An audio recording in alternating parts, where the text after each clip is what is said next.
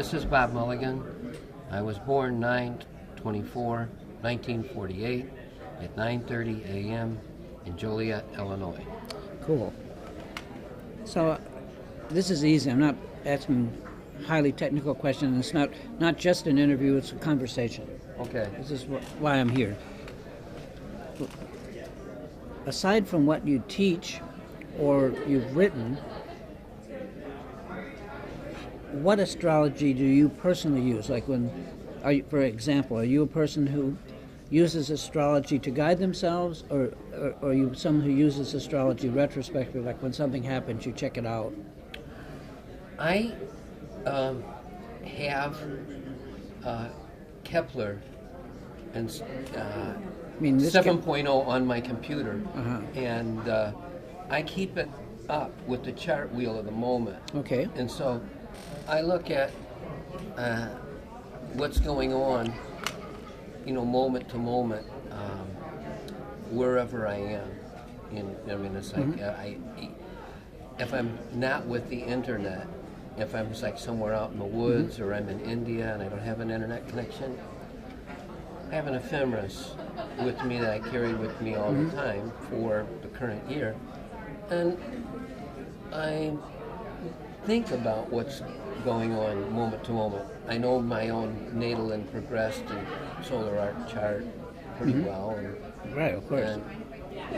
And then, I can tell you a funny anecdote. Sure, this is the place for it. I know 3 other professional astrologers who I'm sure, if I could remember, it's like Alan Oken, 2 others, that all have the same position of their natal moon that I have, which is 11 Gemini. Oh, that's my Jupiter. Excuse me? It's my Jupiter. Oh, well, that's why we're here. But the thing is that if you remember a few years ago, there was an eclipse right on that point. Okay. And then transiting Mars was coming over it a little bit. And so I'm talking to these other astrologers, and I'm saying, what's going on in your life? 2 of them had, dental problems, and Alan had gotten in an accident. Oh. And I thought, okay, I'm going to be extra careful because I have, Mars sesquiquadrate Uranus natally. It's very close. So I'm like, okay. So the day after Mars had crossed that point, I'm driving to see my massage therapist, and I'm thinking, I'm just sort of daydreaming. I'm thinking, this is all past exact. I dodged a bullet. I slipped out. And then I looked, oh my God, I'm passing the place I'm supposed to turn. And I swerved really fast, and I smashed into the side of the building. And I was so shaken up. And I thought, this whole timing thing, sometimes I'm, I'm off. And the learning for me was that regardless of what the aspects are, I still got to pay attention. Well, yeah. Let's see. Another question that I'm interested in.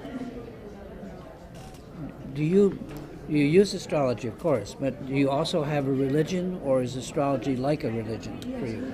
Well, it's interesting. I think it's an interesting question. I was a spiritual aspirant before I was an astrologer.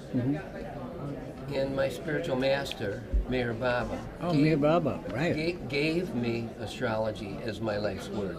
Wow. Yeah, it was in... And you met him? He appeared to me in 1970. In your mind? No, physically appeared to me in front of me. And I knew he knew everything.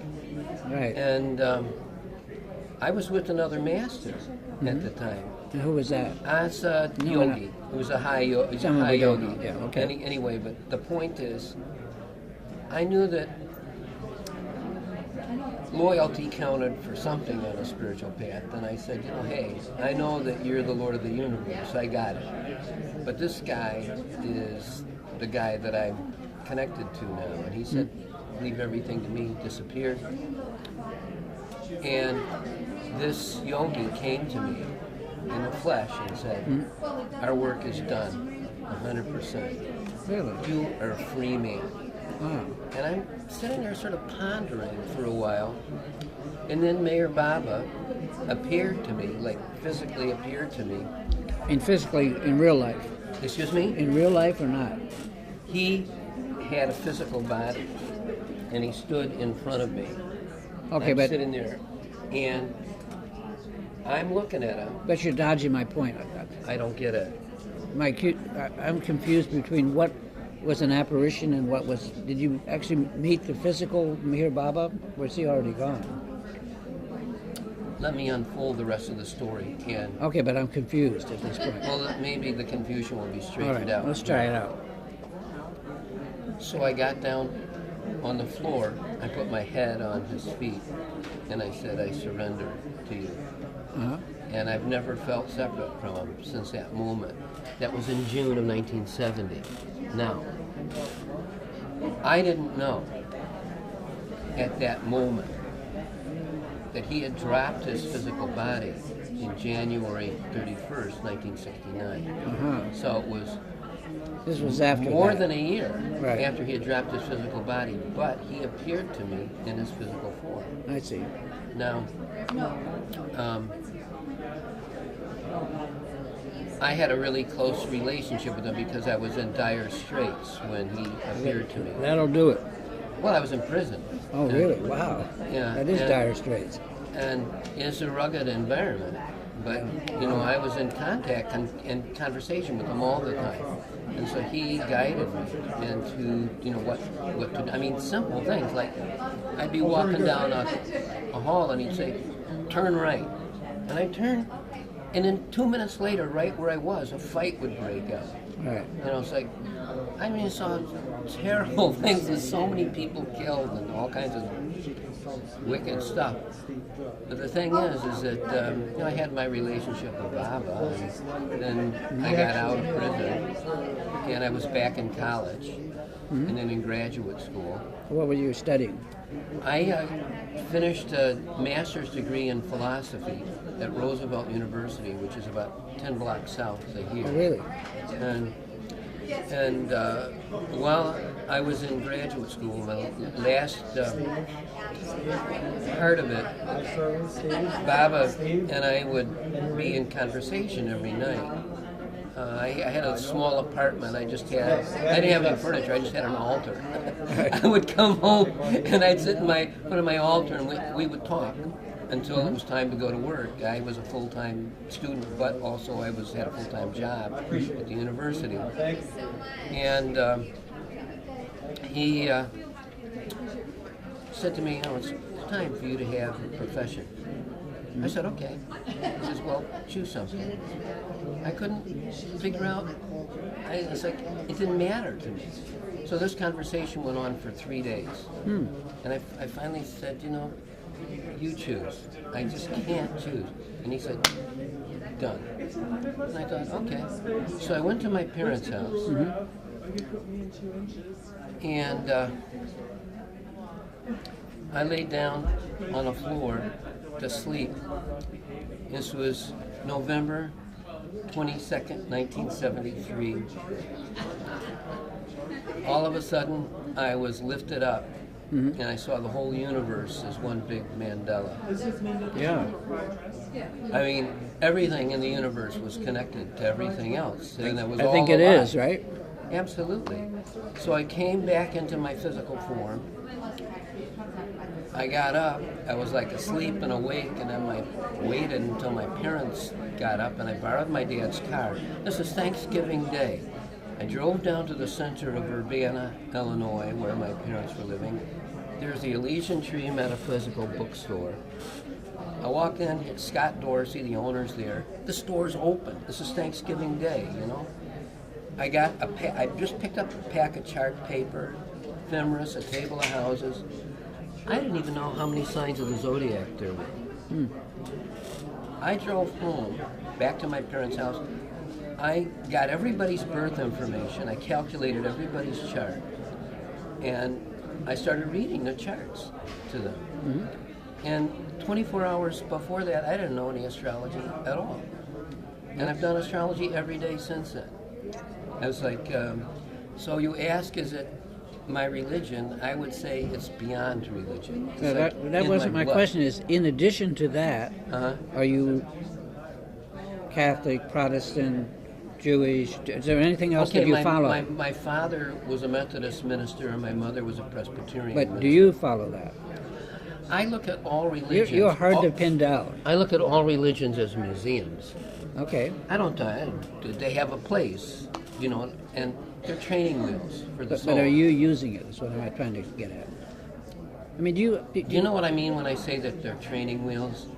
I'm saying it's like all religions have the truth. They're the light, but they're prisons. But see, you're not answering my question. It just sounds like CNN, right? This is like my question fine. is: do you practice any religion aside from, what else you've told me? All the spiritual stuff you told me, I can totally. Well, I don't understand the meaning of the word practice. Do you go to church on Sunday? If my sister is a Christian minister, when she's visiting, I'll go to church with her.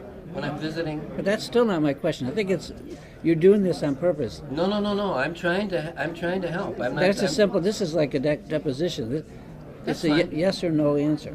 No, it isn't a yes or no question. I sometimes go to church, but do I believe? That's what I'm after. Right. Do I believe that Jesus is the way, the light, and the goal? Absolutely. Do I believe the Buddha when he says, work out your own? All right, I give up. No. Listen to me. This is really important, Michael. No, but I already heard you. I heard what you said. I don't disagree with you, right?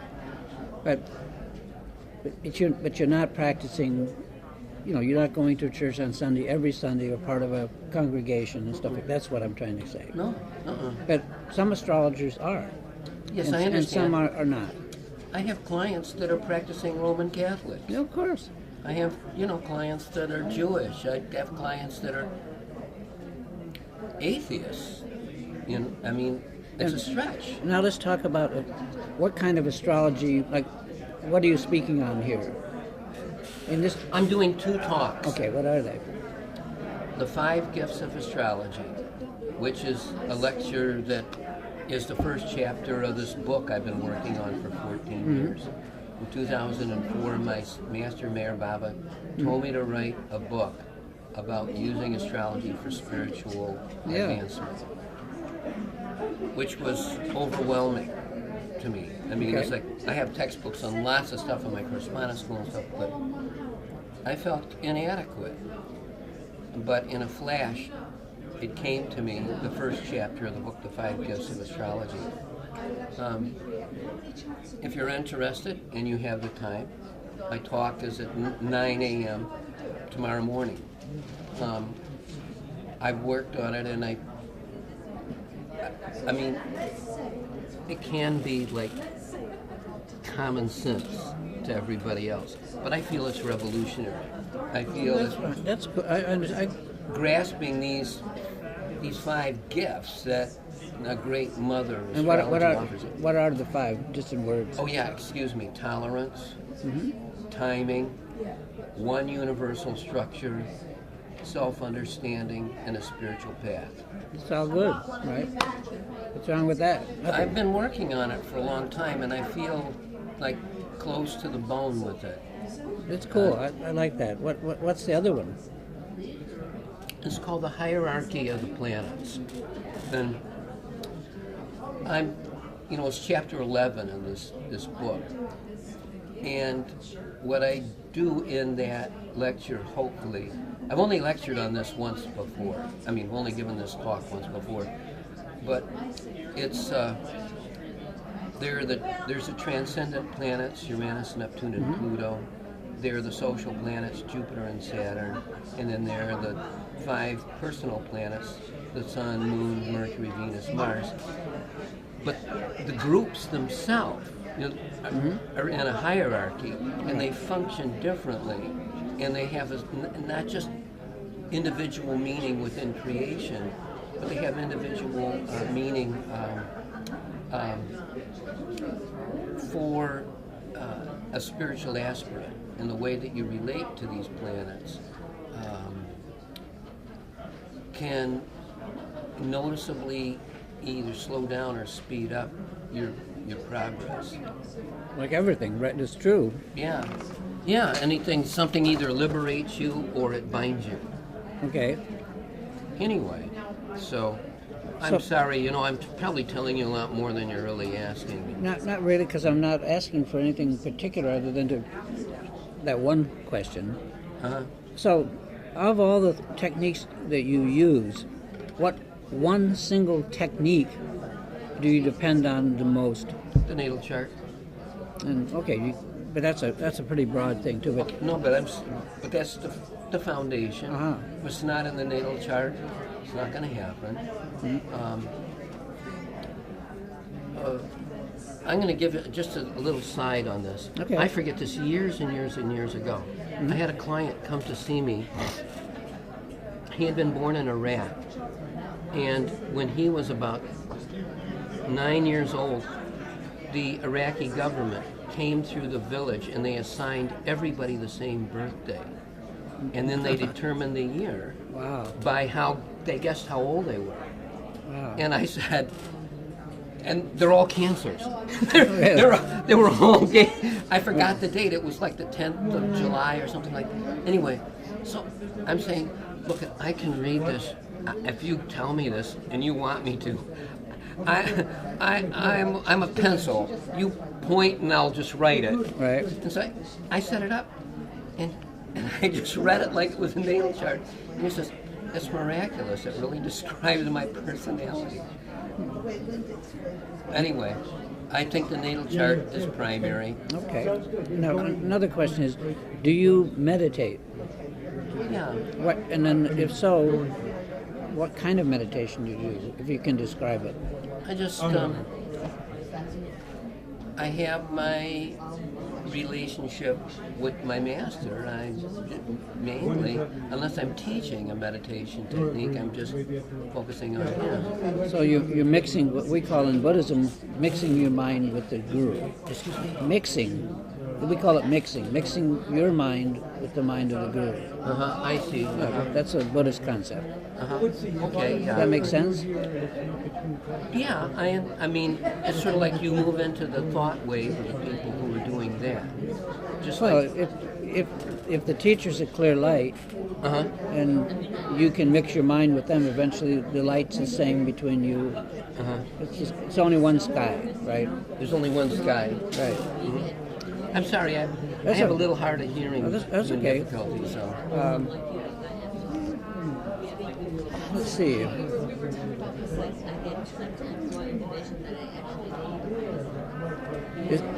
Okay, is astrology something that you believe in? Is it a belief system, or is it just a system of use? Thanks.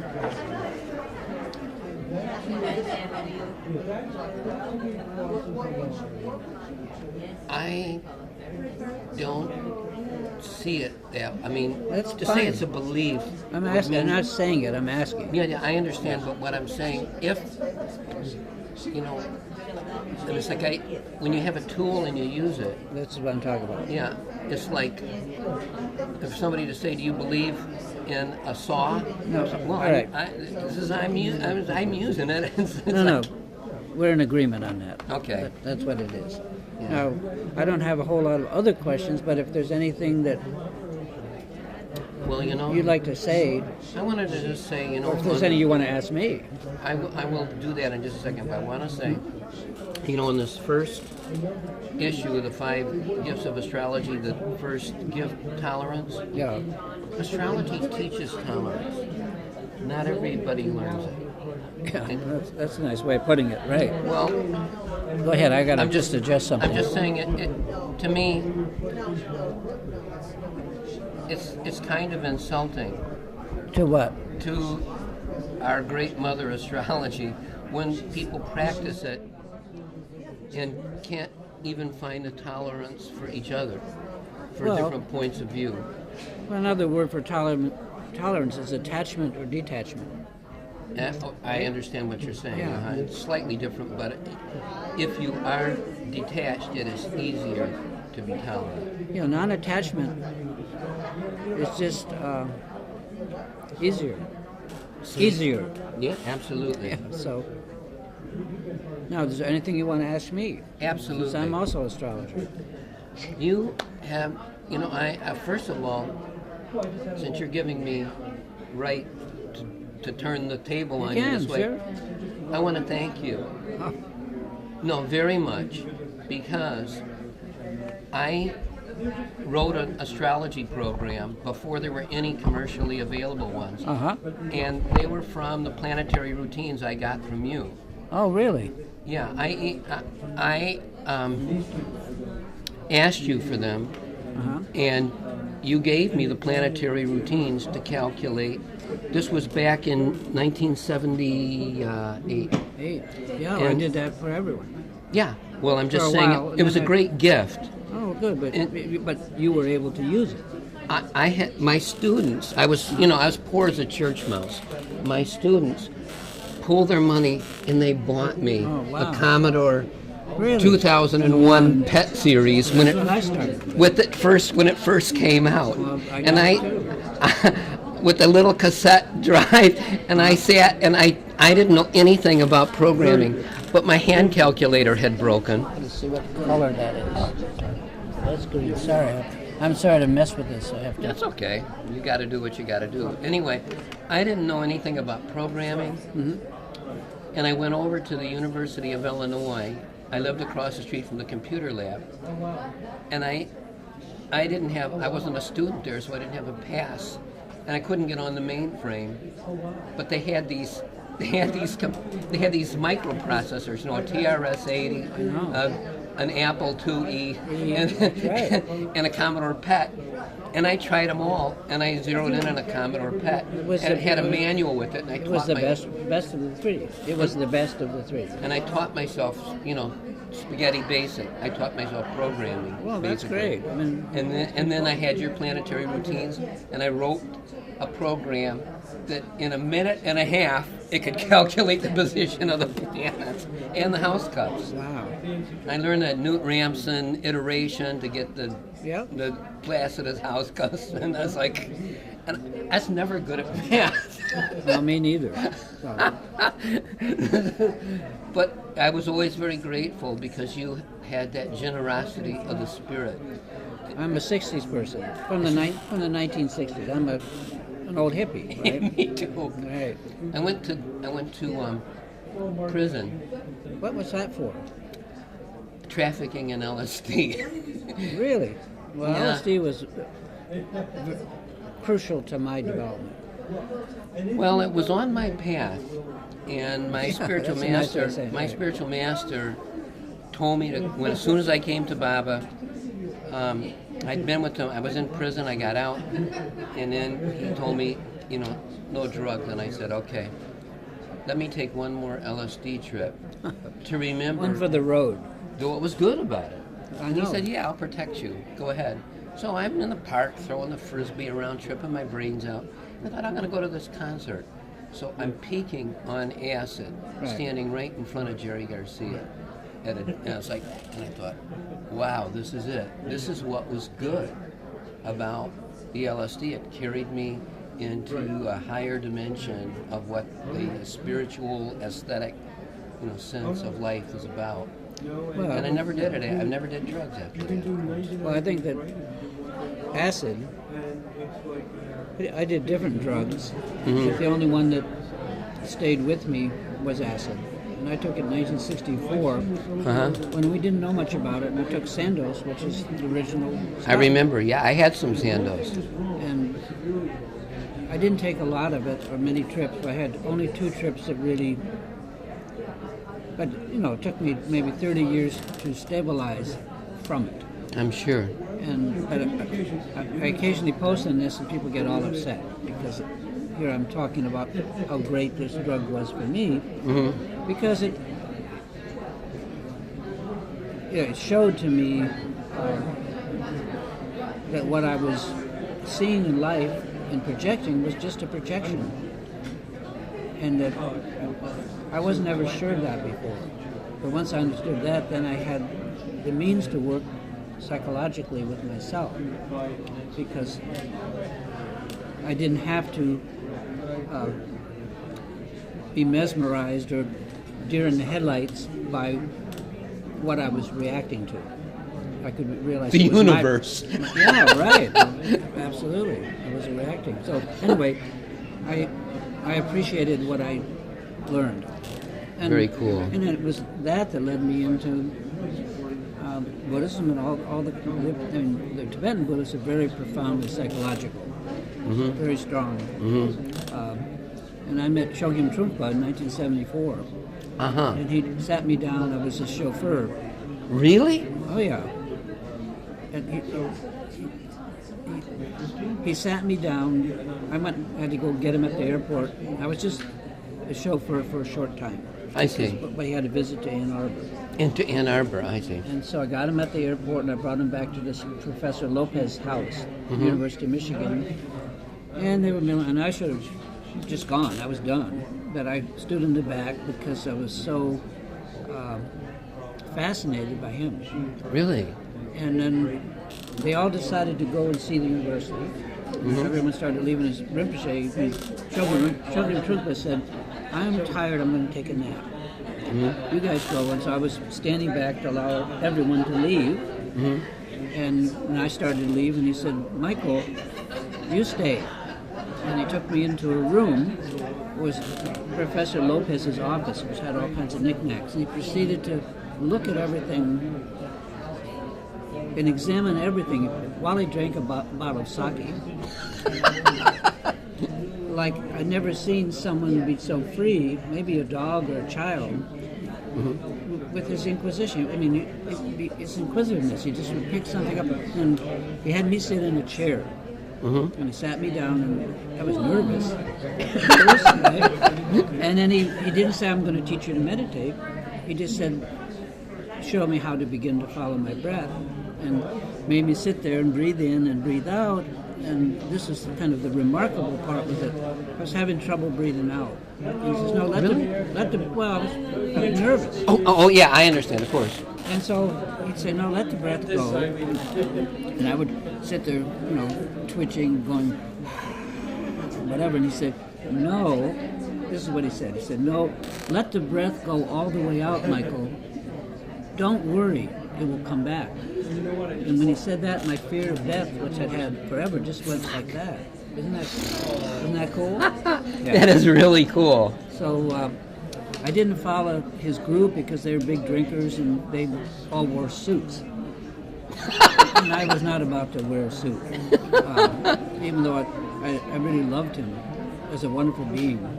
He's a siddha, in my understanding. He's not just a master. There are Mahasiddhas and there are siddhas. And he was a siddha of our times, one of them. And so that kind of was a catalyst for me to begin to actually practice, which I then did for many, many years. That's a long story.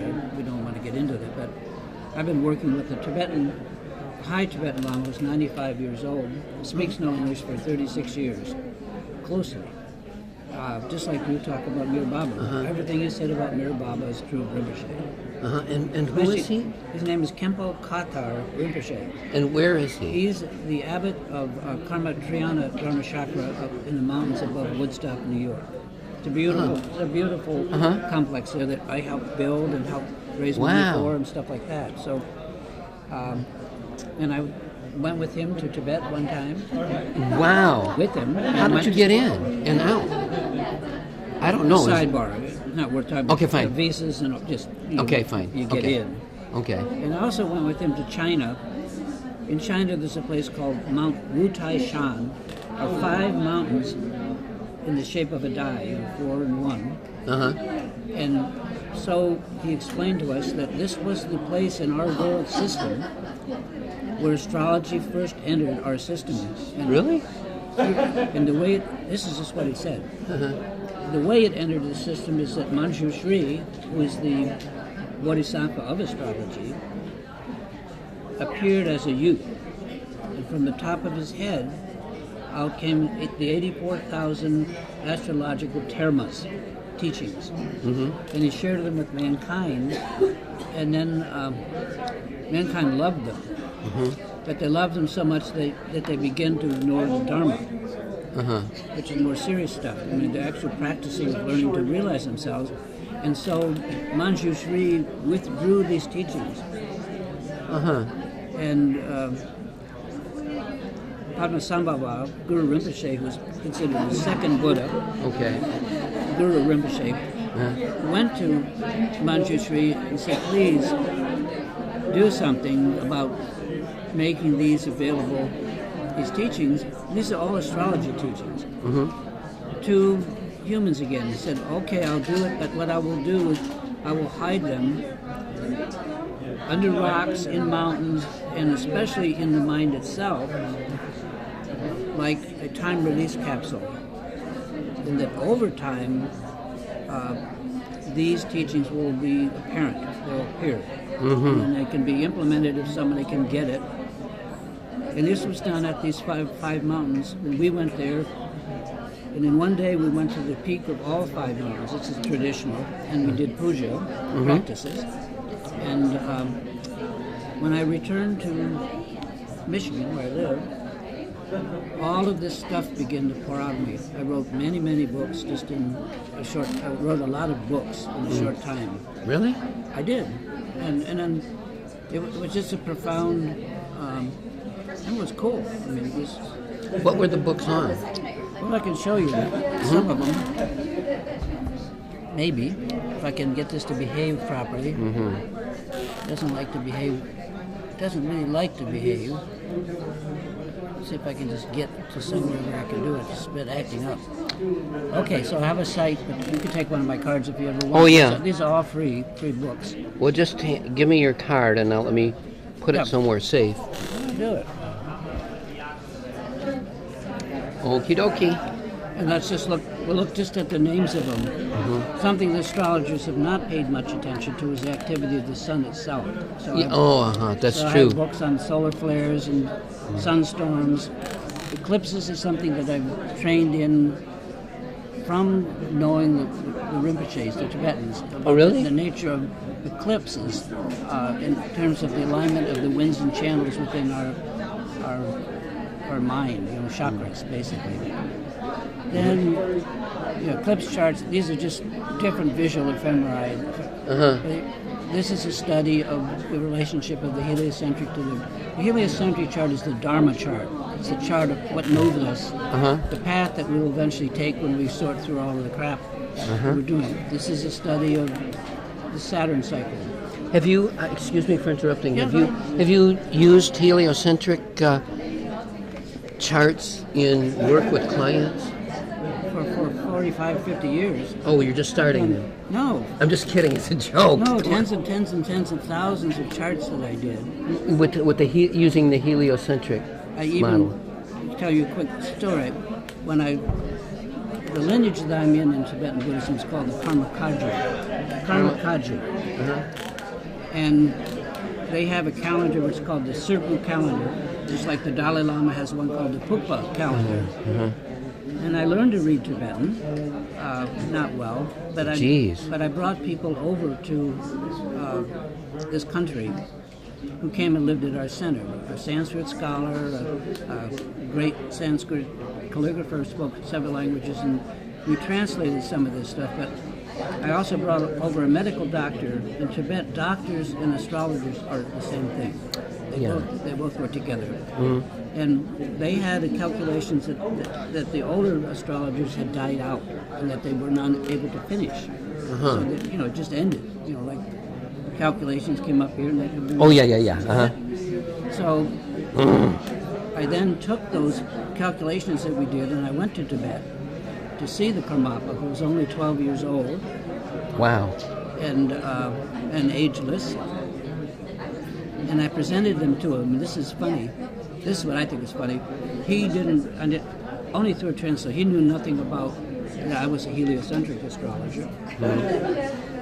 And he said, you, he says, are Tenzanima, which means keeper of the sun. Which I thought was profound. And before my Tibetan teacher, I had a Rosicrucian teacher. I stayed until he died, and I buried him and made his tombstone. And where was that? In Ann Arbor. In Ann Arbor, he's a Rosicrucian. He was a Scotsman, Scottish he was a Rosicrucian initiator. He would travel and initiate people. And he used to say to me, Michael, I'm tuning you like an instrument. Someday, years from now, you will respond. Because I didn't know what the heck he was talking about. But then he would say things like, imagine yourself standing in the center of the sun. And then he would growl, which I won't try to imitate. He says, that's hot stuff. And I don't know what he was talking about. Years later, I imagined myself standing in the center of the sun and became a heliocentric astrologer. See what I'm saying? It's the same kind of stuff you're talking about. Well, you're talking about. I'm as crazy as you are, right? Thank you. Yeah. If you were reading this as a novel, you'd call it like ironic foreshadowing. Yeah, or what you fear shall come upon you, right? That's very cool. Anyway, I came up with a new way to look at retrogrades, and I wrote this. Where is it? What's the name of that? Burning rate. Burn rate.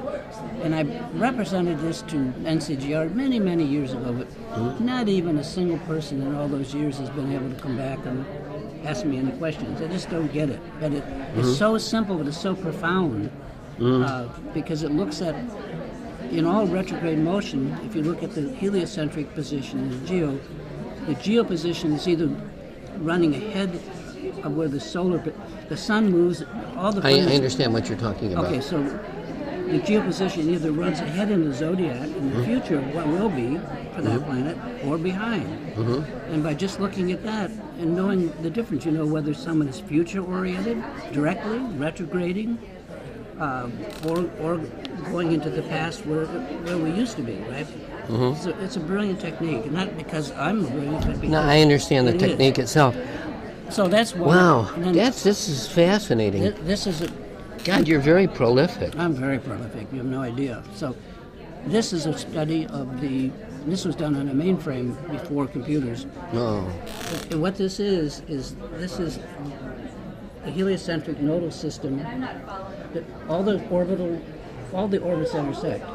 Yeah. Where they intersect, so that Mars and Saturn they all have an heliocentric planetary node. They have planetary nodes, and so where we were born, the planet is either inclined toward the other planet or disinclined. So it's a chart of your disinclinations and inclinations. It's so accurate.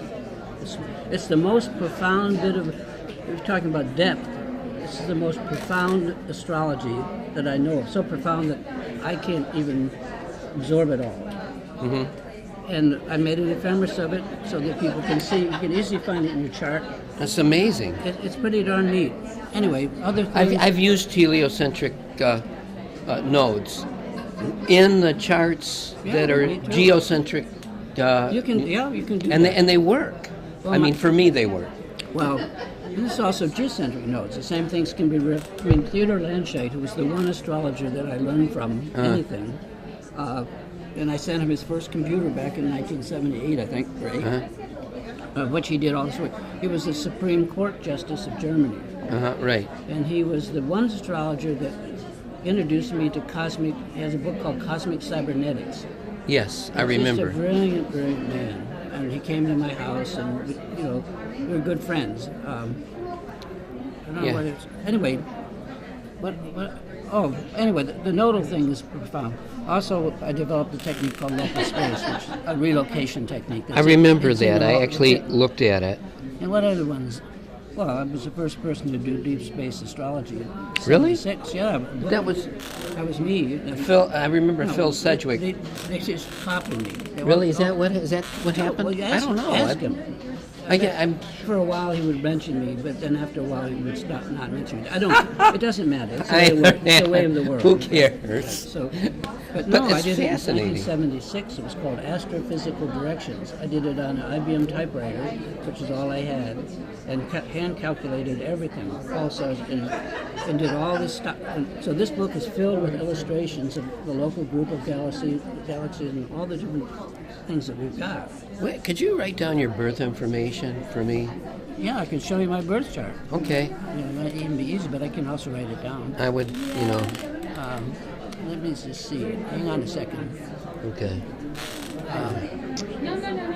All right. Here's I'm going to show you two charts. This is my chart geocentrically. If you want to see this, I have Neptune, Node, Moon exactly to the same degree on the midheaven, but I have nothing on the eastern side of the chart at all. But my Dharma chart is this one, which is more interesting. This is they have Neptune right on the midheaven, and within minutes of arc of exact. Of the node, northern node. Yeah. Now, the Dharma chart, which is the helio chart, which I want you to see, this is that. And this is a profound, interesting chart. This is a very exact series of 6 planets and many, many trines they all each make. Here's Venus conjunct Neptune, but 25 degrees, 26 degrees Uranus. So this is really my signature because the helio chart is a chart of our archetype, of the tribe that we belong to, kind of why we're doing something. So hey, I'm gonna get a piece of paper and write down. You're welcome to sit down if you want. But we're interviewing, but you can listen. I'm gonna.